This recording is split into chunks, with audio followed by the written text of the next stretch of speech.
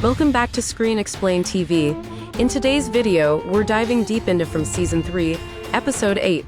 After this episode, we've got more questions than answers, but there's still a lot to unpack. So, let's break it all down, starting with some major revelations that will have lasting impacts on the characters and the town. First, let's talk about Fatima. After killing Tilly in Episode 7, she's been hiding out in the woods, isolated from the town. But the moment she begins describing the murder, she says something chilling. It's like I was there, but I wasn't. This gives us a glimpse into what's happening with her. It's not just the cravings or side effects from whatever entity is inside her. Something deeper is taking hold. She's losing control of her own mind, and it feels like whatever's inside her is pushing her further away from reality. But is she turning into a creature, or is it something else? We're left wondering. But by the end of the episode, it seems like the true horror of her situation is still unfolding. Now, enter Elgin. We knew his allegiance was shifting, but Episode 8 makes it clear that he's becoming a disciple of the Kimono Lady. He's starting to act on her orders, guided by cryptic photos and messages. Elgin lies to Fatima, telling her he's found her a safe place, but instead he locks her away in a hidden prison. And then he reveals the truth. Fatima is pregnant, but here's the twist. This child isn't hers. This ties directly into theories we've been speculating about all season. It's almost as if Rosemary's Baby is playing out right before our eyes, with Fatima potentially carrying a demonic child. Could this baby be the key to creating the monsters in the town, or is it something even darker, like the Kimono Lady's offspring? The possibilities are endless, and we're left wondering just how far down this rabbit hole goes. What's even more unsettling is how this pregnancy might change Fatima. Could carrying this child result in her transformation? Could she become the very creature everyone's afraid of? If that's the case, how does that affect the people around her? The question remains, what does the Kimono Lady have planned for her? And is Fatima even aware of the consequences? Moving on to Boyd, this episode shows a crucial turning point for his character. Throughout the show, Boyd has been the town's leader, the one everyone turns to when there's a crisis. But in Episode 8, Boyd makes a choice that could break his connection with the people he's sworn to protect.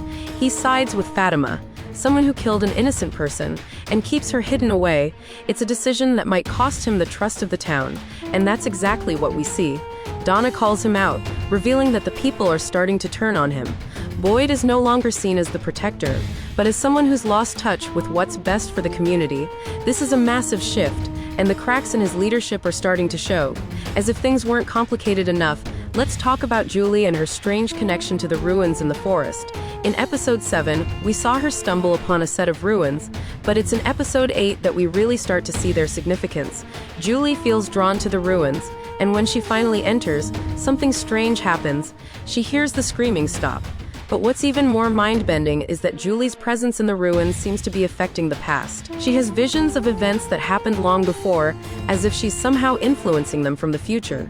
Is this just a coincidence, or does Julie have the power to manipulate time itself? Julie's ties to her mother, Tabitha, seem to be key here. Tabitha's been referred to as the Chosen One in past episodes, and if Julie shares this connection, it could explain why she's able to interact with the past in such a profound way.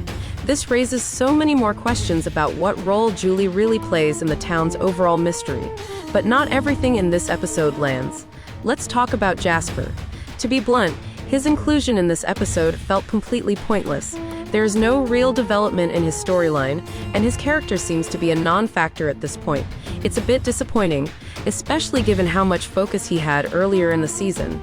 It feels like his presence in this episode didn't add anything meaningful to the story, and it's hard to understand why he's still around. On a more positive note, Victor's performance in this episode was a standout. As he recalls the cryptic messages from the boy in white, what did you think of the episode? Are you as excited as we are for the final episodes of the season? Let us know in the comments below. Make sure to like, subscribe, and click the notification bell for more from content and all your favorite TV breakdowns. Until next time, thanks for tuning in.